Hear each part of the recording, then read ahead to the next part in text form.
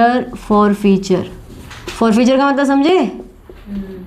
Company अपने पास रख लेती है, एक बार कंपनी के पास पैसे पहुंच जाएं, कंपनी आपको वापस नहीं करेगी वो पैसा, ठीक है? कंपनी के पास चले गए, वो तुम्हें वापस नहीं देगी, तो बाकी अमाउंट को क्या कर लेती है, जितना अमाउंट बंदे ने पे किया उसको फॉरफिट करती है पहले, तो फॉरफीचर की एंट्री, यस, तो इसकी एंट्री होगी शेयर कैपिटल अकाउंट। तो ये किस अमाउंट से होती है? कॉल्ड अप अमाउंट से।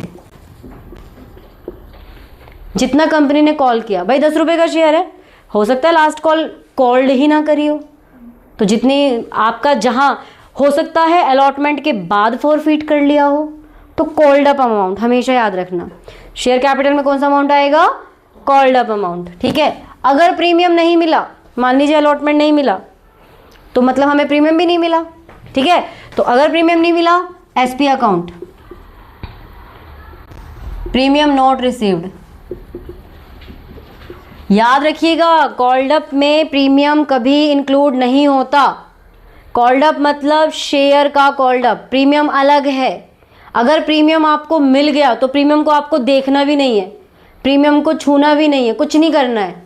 अगर आपको अलॉटमेंट मनी रिसीव हो गई और प्रीमियम था इस पे, तो इसका मतलब हम प्रीमियम को यहाँ लिखेंगे नहीं, ना प्रीमियम को यहाँ ऐड करेंगे। यहाँ कॉल्ड अप में विदाउट प्रीमियम है, ठीक है? 2 शेयर फॉरफीचर, ये किससे होती है? पेड अप अमाउंट से। जितना शेयर होल्डर पे कर देता है, जितना भी शेयर होल्डर ने पे किया वो जाएगा शेयर फॉरफीचर में।